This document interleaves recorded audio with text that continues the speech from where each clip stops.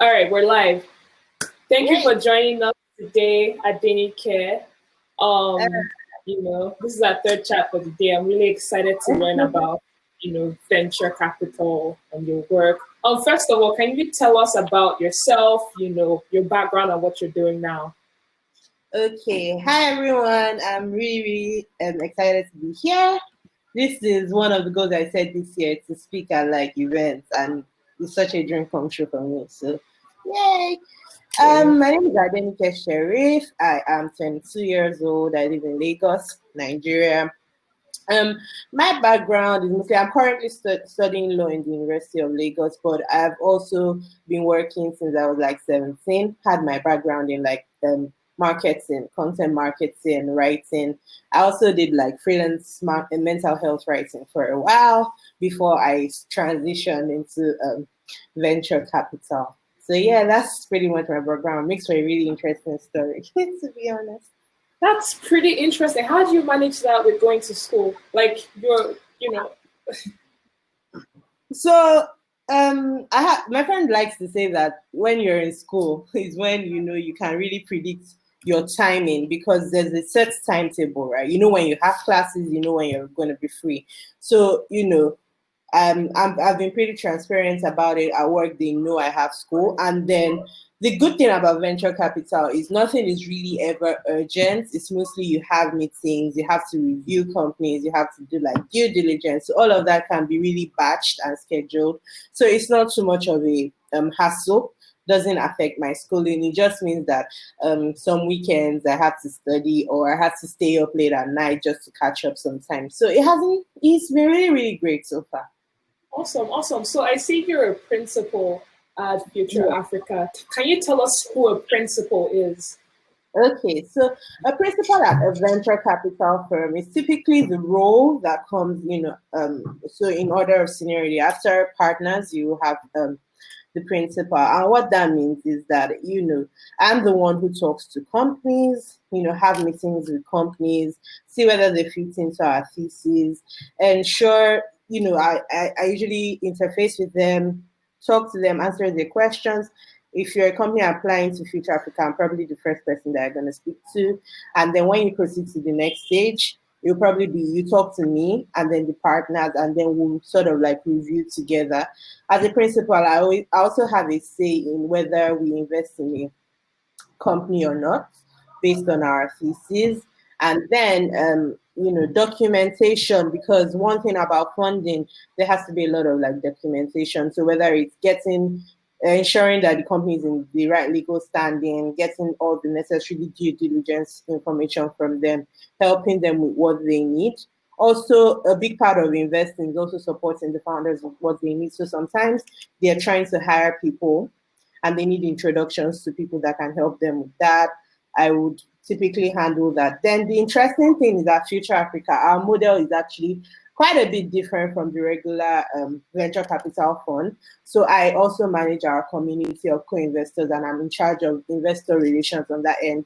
So my role as a principal typically means I do a little bit of everything, analysis of deals, making sure that they fit into our thesis, presenting the deals to our community of co-investors, making sure our startups are investment ready, handling stuff with interfacing with our fund managers in the US to make sure that everything is going on smoothly. So I kind of had like a bird's eye view into everything.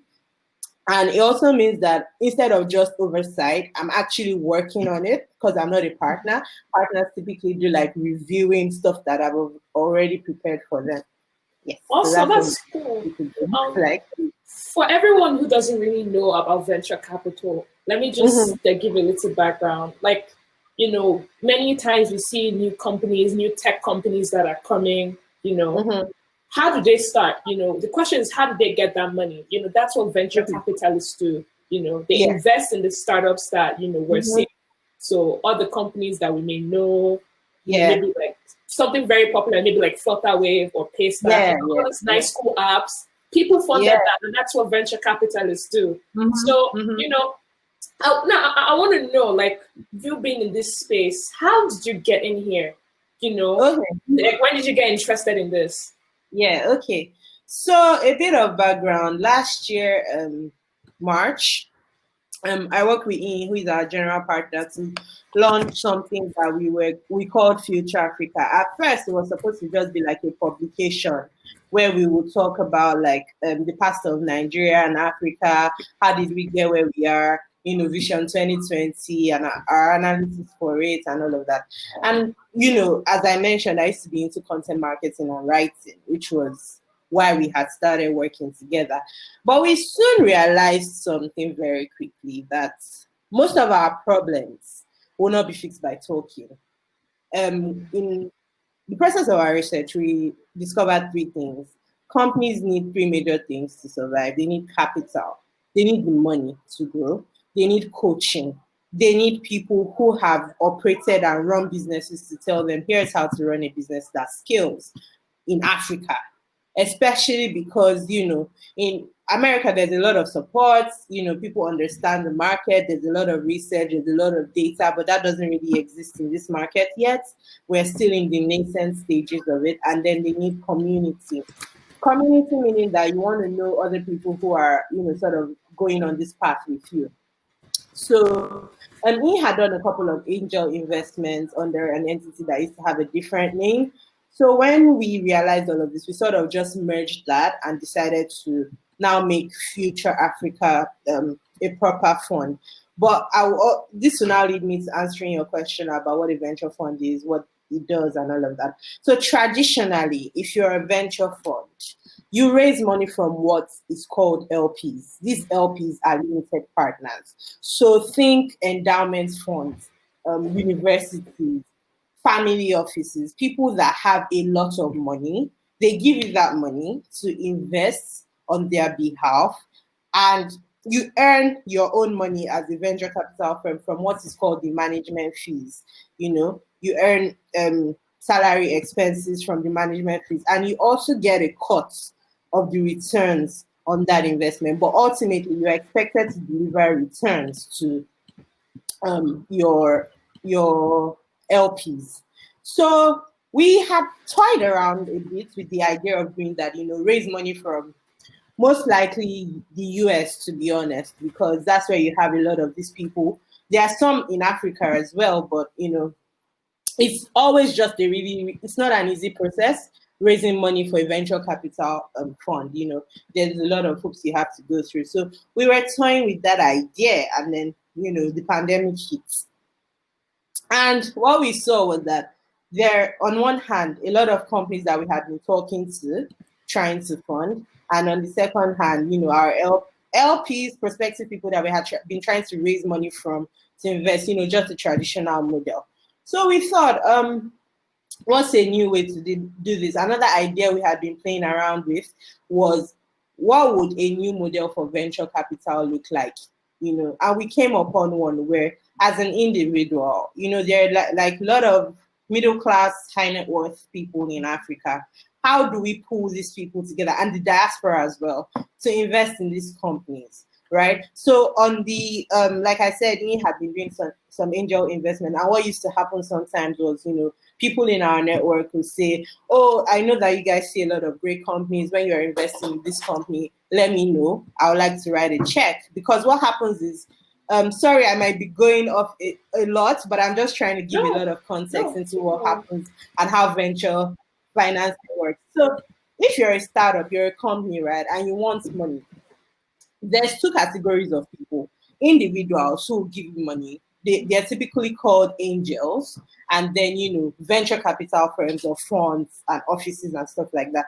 Now the angels usually come with small checks, so they could give you like $5,000 or $10,000, $20,000, $25,000. Just usually typically less than $50,000. And imagine you're raising 1 million, and then you have 10 or 15 angels who want to give you $5,000 each. That just looks messy, right? Mm-hmm. So founders typically don't want to take money from all those angels, except they think you can really, really, really add value to them. So it meant that a lot of people had money to invest in startups, but didn't have the access to, because it was just them. And it was easy for us to put in small checks at the time, because they knew that we would add value to them. We would be able to do a lot of introductions. We'll be able to guide them in how their product will scale. So it was like two sides of demand.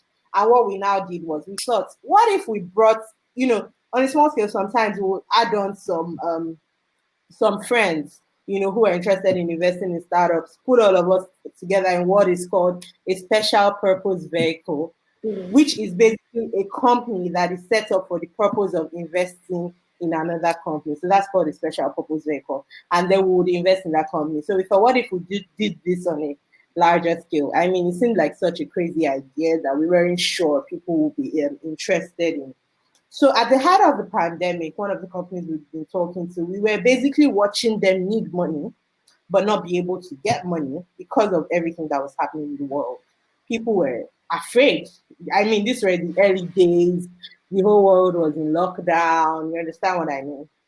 So we said, what if we launch this community that we've been sort of thinking of? And we put out, blog posts, put out a small form just to test the idea. As a startup, if you're a startup, you call that your MVP, minimum viable product. Yes. So we put that out, and the response was overwhelming. In about 2 days, we got 400 people sign up and say, "Yo, we want to do this." So we put out the first deal. We wanted to fund them with $100,000. And keep in mind that it was me now.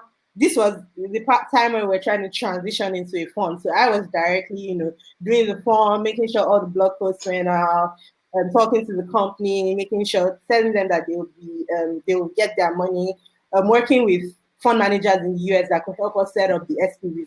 So all of this is not like it's not like I knew about everything before then. It was just, I have this crazy idea. Let's see how possible it is. And I see that as a blessing a lot, because sometimes when you know too much of a thing in the traditional sense of it, it kind of hinders your creativity. Because I was such a newbie, I was able to see a creative way that this could be done without being afraid that it won't work. I mean, like more experienced people were like, this is such a really tricky thing to do. There's so many legal things to handle. But I would talk to the lawyers, talk to the people, and I'd be like, what if we did this way? What if we did it that way? Because my mind was open to the possibilities, because, I wasn't used to the traditional way of doing things. So, we just put all of that together, put out that call. I selected some people from that first list that we had, sent out the first deal, wrote a really, now that I look back at it, I'm just like, what was I writing? When you send to people, you write what's called an investment memo. That's called sort of growth. My first investment memo, wrote the investment memo. I mean, he helped me a lot. We did it together. We would stay up nights working on it, sent out the deal. And, I said we're trying to raise $100,000. In about two days, we had 138,000. And this was just from like less than 70 people that we sent the deal to. So it showed, and we had to now close the deal when we had 138, because we only needed 100,000. The company, the documents we signed said 100,000, so we had to even beg for them to take the 138 from us, because they're going to mess up what is called their cap table. Yeah. So, it just showed that we were onto something, and everyone was like, oh yeah, we have a great thing going on. It means that when we have deals and we want to send it out to people, we have this community that we can send. And I'm like, no, this can be a business. Yeah. Like, this could make us money. So created a subscription product, and said, let us charge. How much would we charge? What would it cost in operation expenses to run this show? And by the time we did all of those calculations, it came up to about $1,000 for each individual. There's a lot of work that goes into sourcing companies and getting them ready for investment. You have to pay the lawyers, you have to, do a lot of things. You have to write the memo, make sure it's professionally well done, and I have to earn a salary, So we put all of this together, and, it came up to about $1,000 a person. So we said, okay, let's send out emails and say, join our community of co-investors. And, for $1,000 every year, we will send you access to invest in 20 African startups. And we started that in June. We sent out the emails. We had 80 people sign up.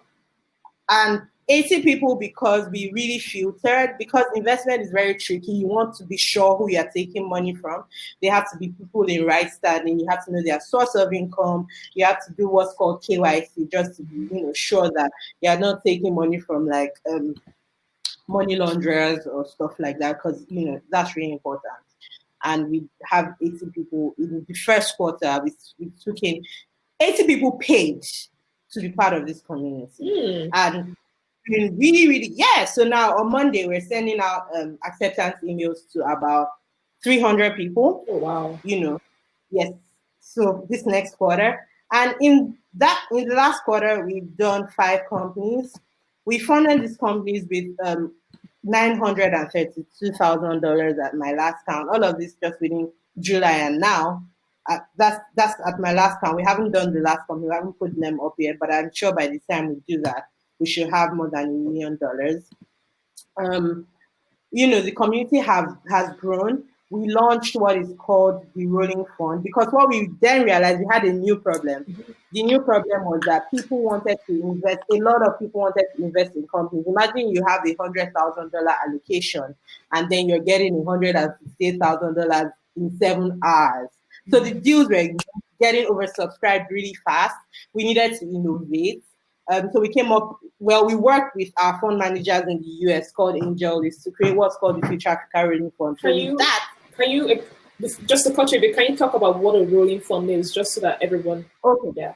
Okay, so a rolling fund is different from the SPV. The rolling fund is a fund that is set up where it's like a quarterly subscription. You know how like you can buy mutual funds every quarter and your money is pulled together to invest in a particular thing? It's the same thing for the rolling fund. So different people can give us their money in advance for a quarter, and then it means that they get their money invested in every single deal that we do within that quarter, as opposed to choosing the deals that they want to do.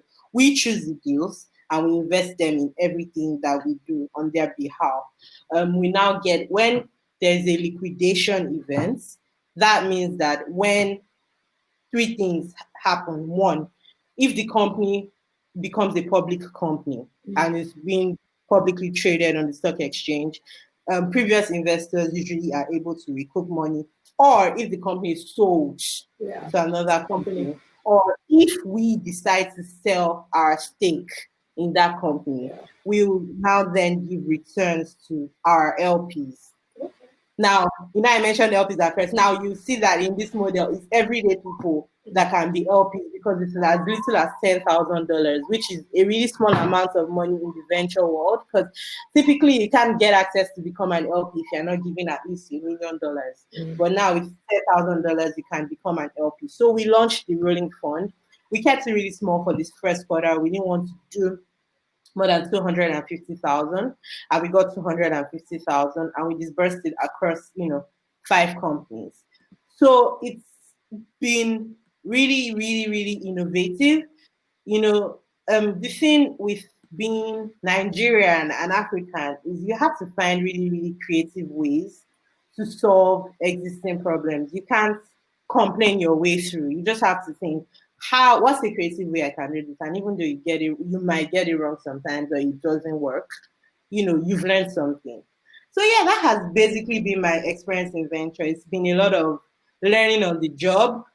It's been a lot of, and learning on the job is not a bad thing as long as you're actually learning. It's been a lot of asking questions. It's been a lot of reading. It's been a lot of learning, and trusting that, nobody knows anything. I think it's easy to disqualify yourself easily as a woman because you think that you don't have enough experience to do certain things, but it's just knowing that, look, from the outside, I know this field sounds crazy. I hate math, but I find myself looking at financial models, and it's just YouTube and Google. There's nothing you're looking for that's not on YouTube and Google. Exactly. So, everybody is bringing it. That's what I like to say. So, even like the respected VCs and all of that, they came into the game being green as well. No school in the world teaches you how to be a venture capitalist. Everybody might be bluffing their way through it, but you mostly just learn by doing. And it's how do you know the best companies to fund? I mean, after you do like the due diligence, see that it's a great company, understand the problem they're solving, understand how they're going to make money, see if the founder is great, can you work with this founder? Do you believe that they can execute? It's mostly just you going with your guts and saying, I want to back these people, no matter what, because it's 0 or 1. You either lose all your money or you get many multiples. Yeah. Yes. And you know what's interesting about this? I feel like VC, I feel like it's still very small, unless I'm wrong, right? It's still growing. And I know, but I know in a few years or a couple of years, I'm sure it's going to be one of the next big thing that's going to be very instrumental to like tech startups in the continent and in Nigeria too as well. But there's also something I'm concerned about, how this fund is being spread. It's not accessible. When we're talking about founders, people, investors, there are very few women in these spaces. Now, we've had a conversation before, and I don't know if there's a right or wrong answer, but like, how can we as an ecosystem, how can people in VC or the startup community, how can they pull their way to see that it's more accessible to women? So I wouldn't say that funding is not accessible to women. I think that's the wrong way to put it. Okay. We funded a female-led company this last quarter. It's called Indicina. It's led by Yvonne Johnson. I think that Indicina, I'll just type it so everyone can check that out. We've not announced it yet. Oh, I see questions. Oh my God. Yeah, we do. I haven't. Yeah, it's called Indicina. Okay, so what I was saying was it's not funding is available to everyone, but you know what I said about women, we naturally sort of disqualify ourselves even before we talk to people and do things. So you don't see a lot of women applying, except they think they are perfect enough or ready for venture funding. On the other hand, you see a lot of men who have done nothing. They just built an app that is barely working and have shown me, and they are storming right into the door to tell you, oh, we want $1 million because this is going to be the next big thing, and if you don't give me money, you're going to miss out on it. But the few female companies that I have looked through and reviewed, the few that have applied, you see how much thought they put into pitching you, into preparing for investment, but then they still don't even think that you should give them money. It's just that self-fulfilling prophecy that they think, most of them when they come, they just come and say, I'm just trying to build a relationship right now until we're ready for funding. And I say, but you need to do this, and you need to do that, and you need to do this. How are you going to find the money to do it if you think you're not ready for funding?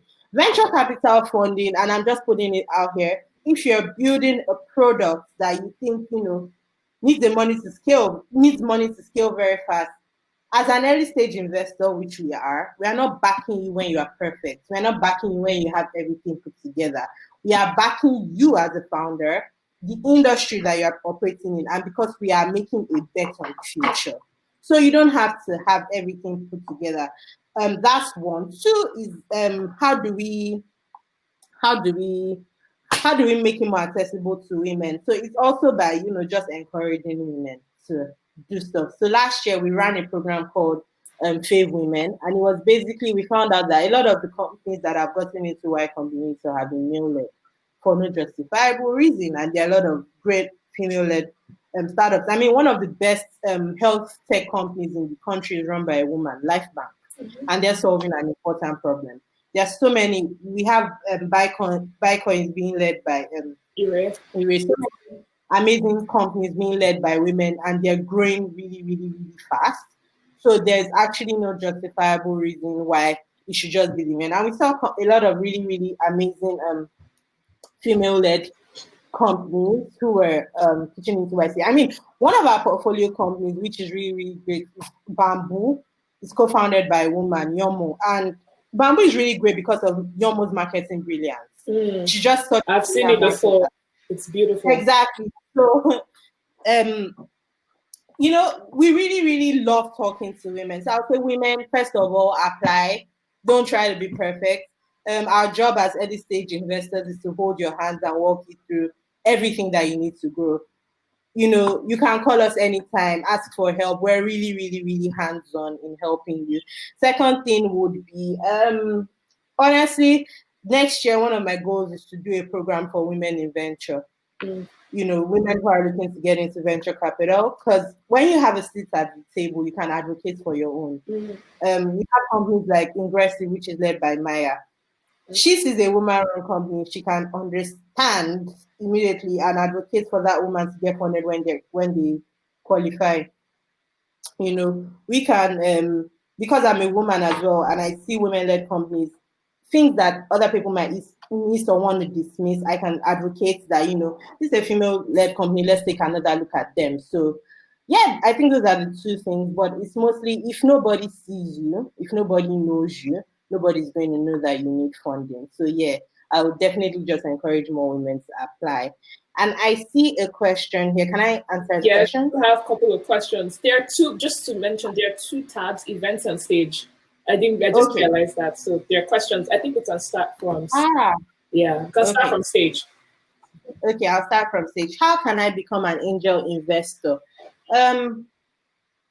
Pretty easy. Once you have, with Future Africa, with as little as $5,000, you can invest in our syndicate investments, but to invest in the ruling fund, you need $10,000.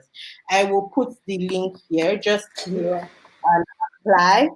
We'll have to vet you, but once you meet the criteria, which is basically just, what job do you do, what industry do you work in, what's your investment history like, we'll send you an email with the next steps.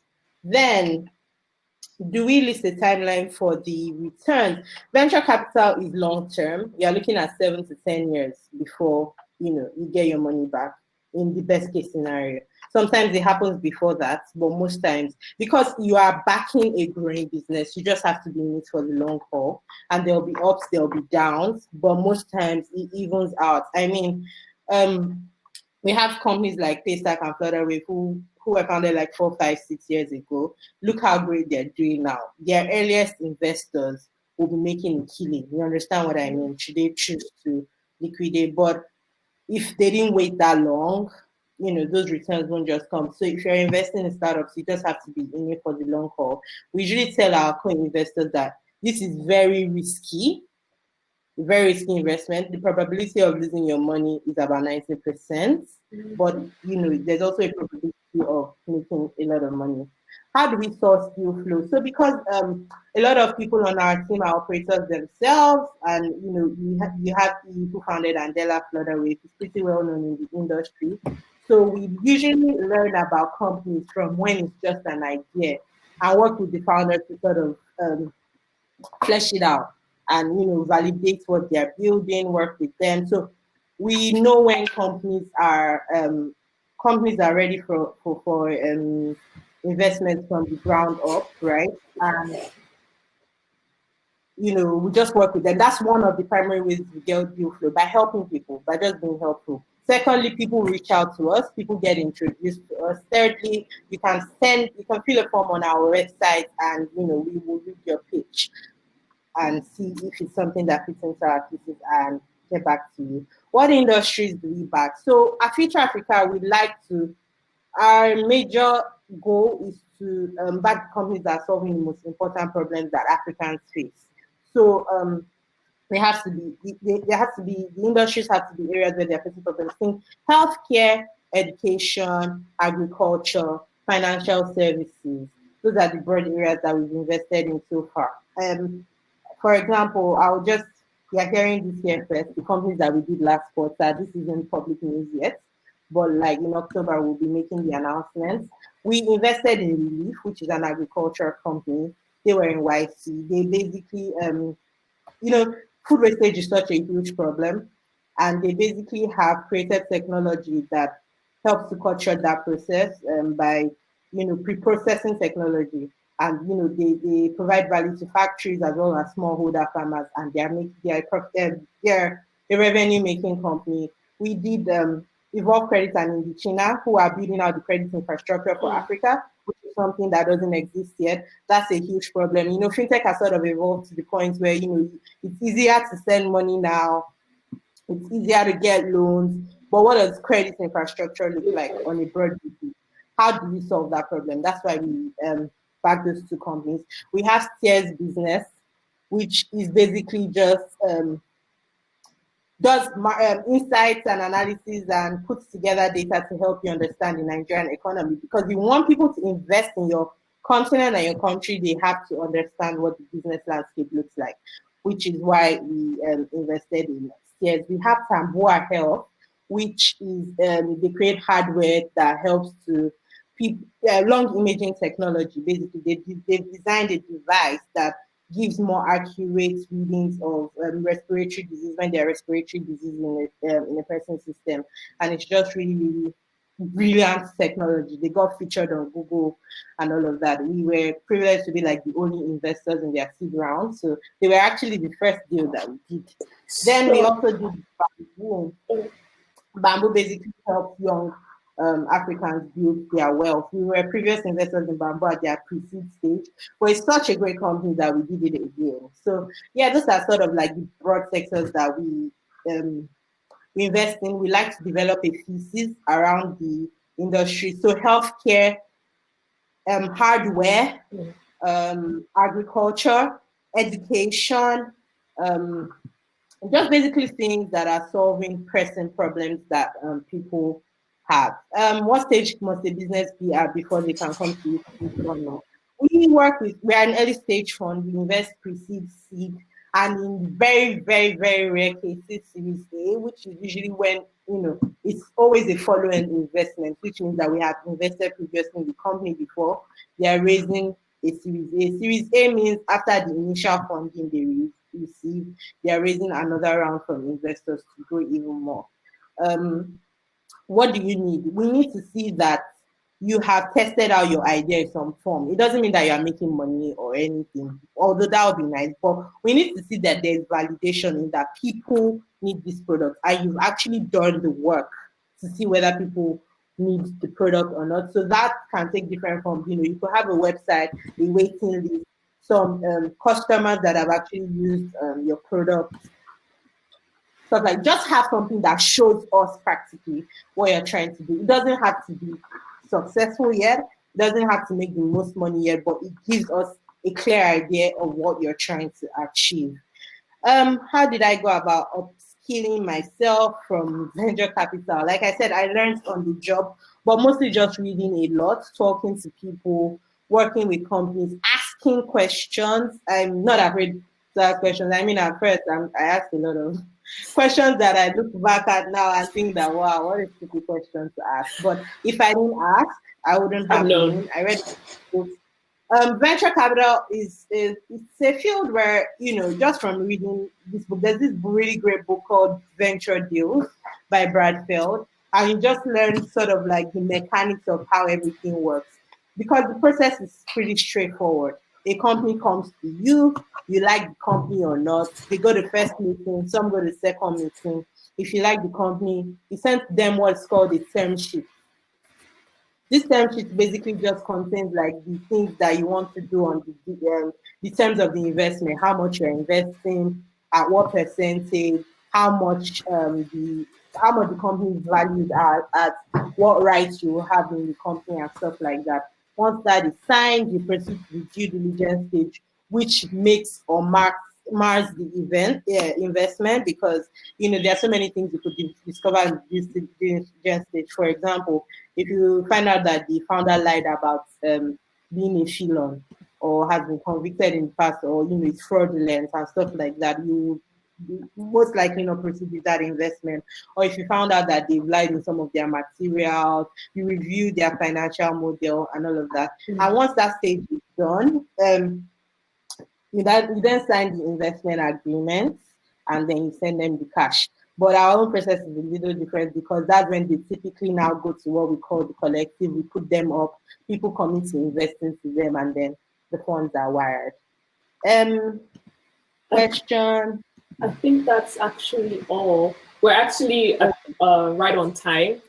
Okay. Thank you for joining us today at Adenike. I hope we all learned a lot, and we've heard. I would have loved to talk about how women can position themselves for funding. So if you could just give me like 2 minutes to just quickly run Sure. through that. Okay, let's go ahead with that.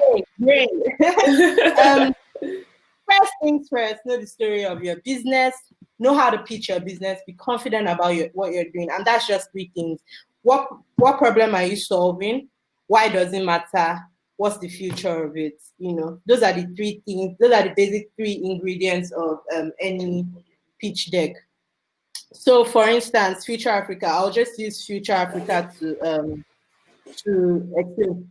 We are building the Future Africa Collective. Why? To get funding to founders and to help angel investors be able to invest in all the opportunities to create wealth. Why does it matter? Because there's a dire need for funding in African startups, and we need to put all of these people together. What's the future of these people?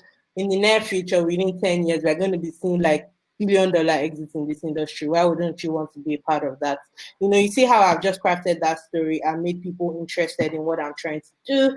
Have all your business documents put together, the most necessary things you need, your financial model. Most likely going to be wrong because you're in the very early stages of your business, but it helps to put it together to help investors see how you're thinking about spending the money and how you're thinking about growing. Your pitch deck, the current metrics that you have, what's called an investment memo, where you sort of like answer the most important questions about building a business.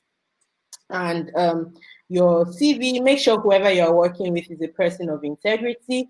Women, speak up. Don't let anybody browbeat you. Investment is business. So typically you negotiate the deal. A founder could tell you my company is worth $10 million and that's the price that we are valuing this company at, and that's how much you can invest at. We'll typically want to get a better deal. We could say, could it go for 7? Could it go for 5? We want to invest at the cheapest price possible. Obviously, not in a way that puts the founder at a disadvantage, but you should also push back and say, look, this is what I think my company is within reasonable, being reasonable, of course. No, you can't tell us your company is worth 50 million at the earliest stages, of course, but just be firm about your valuation, be able to negotiate. Don't be afraid to walk away from a deal that doesn't serve you. Investors are really important because they'll be working with you for the life of your business. So be careful when you choose. It's worse than marriage because money is involved. Don't get into bed with bad investors because you're just going to regret it. Yeah, that's pretty much it. You can I think my LinkedIn is there. If anybody has any questions, I'm happy to send you my calendar link and just walk through your pitch deck with you or introduce you to investors, whatever you need.